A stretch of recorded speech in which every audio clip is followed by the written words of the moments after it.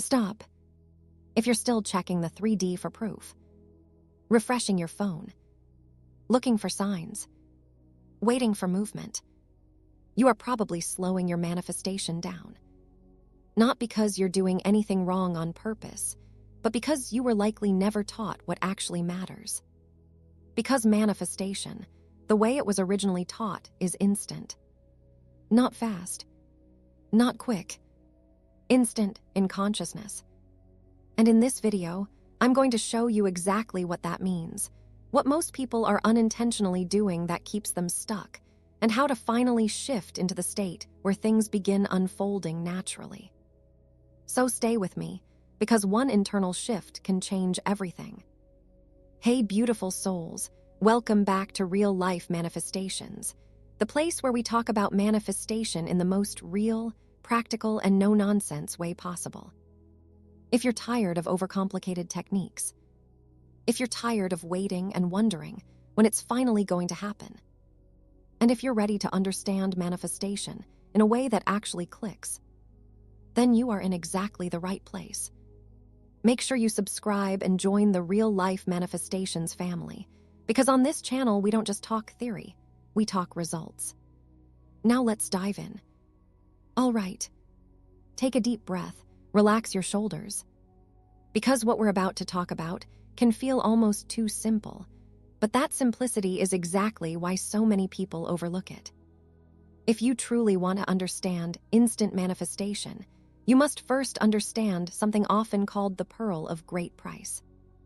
In plain English, it means this: imagination is the one true reality. Yes, really sit with that. Most people say they believe this, but emotionally, they still treat the 3D world as the final authority. You've probably heard the saying, if you can hold it in your head, you can hold it in your hand. This isn't just motivational fluff. It describes how creation works through consciousness. To consciously manifest, 3 things must become part of your inner knowing. First, imagination is all that matters. Second, you can have whatever you desire. Third, circumstances do not matter. And yes, even the circumstances that look extremely convincing right now. As it says in Mark 11:22-23, have faith and do not doubt in your heart, and it will be done. Pretty liberating, right? But this is where most people stop too soon. They understand it intellectually, but they don't live from it. Now we move into the practical part. If imagination is the only true reality, then your job becomes very clear. Return to imagination immediately and consistently. You must begin building a new automatic response. Whenever something in your outer world shakes you, you go inward. Want something? Go into imagination. Had an argument? Go into imagination. Feeling anxious? Go into imagination. See something opposite in the 3D? Go into imagination. Feeling bored or restless? Go into imagination. Every single time. Because the kingdom of heaven is within, not in the evidence, not in the timing, not in the circumstances. Within. When you truly commit to this, and most people don't stay consistent long enough, something fascinating begins to unfold. You start feeling deeply calm, emotionally steady, less reactive, quietly confident, oddly unbothered. You may even notice a kind of inner invincibility, a relaxed knowing, a nonchalant confidence. This is the detachment Neville was talking about. Now let's clear up one of the most confusing phrases in manifestation: persist but detach. At first glance, it sounds contradictory. How can you persist and detach at the same time? Here is what it actually means. Detachment does not mean you stop wanting your desire. It does not mean you pretend you don't care. It does not mean you force yourself to let go or suppress your emotions. That is not detachment. That is emotional avoidance. Real detachment is much simpler. You satisfy yourself so deeply in imagination that the 3D world stops emotionally affecting you. You are fulfilled first, internally. So even if the outer world looks delayed, messy, opposite, chaotic, you remain steady. Why? Because your true world, your imaginal world, already shows the outcome you prefer. Think of it like being completely full after a big meal. When you are truly satisfied, you are not desperately hunting for crumbs. That is the energy of detachment. When Neville said persist and detach, what he really meant was this: persist in returning to the state of having it, and detach from needing the 3D to prove it right now. This is the sweet spot of powerful manifestors. Now here is the part many of you came for. Why is manifestation instant? Because the moment you accept something as true in imagination, creation has already begun. Let's simplify it to the core. Want something? Imagine yourself already having it. Accept that imaginal act is real. Return to it whenever doubt appears. That's it. You have moved into the state. You have planted the seed. Most delays people experience come from wavering, checking the 3D, doubting, reacting emotionally, and flipping states repeatedly.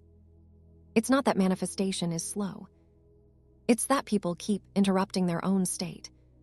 When you keep gently reminding yourself, through returning and affirming, that imagination is what truly matters, you'll notice something interesting.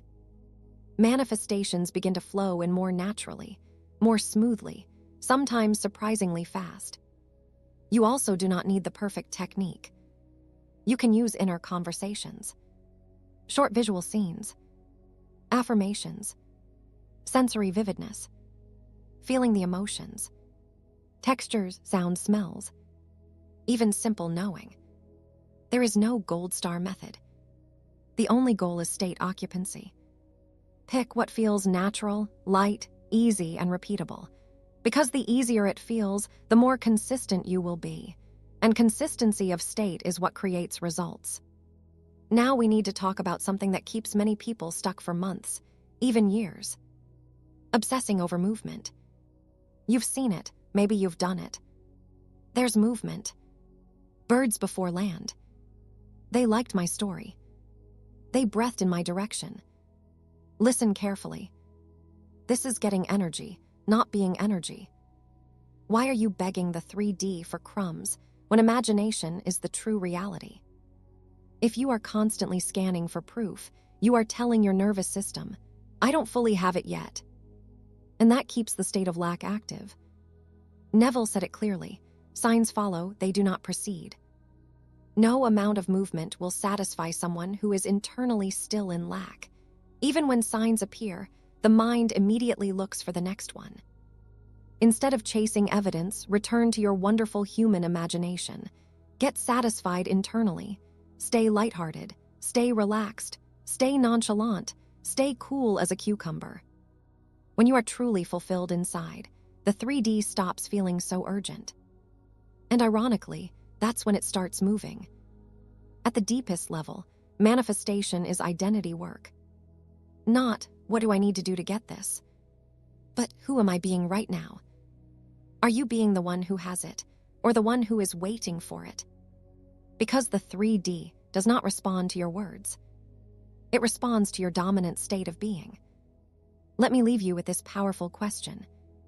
Are you really keeping the faith?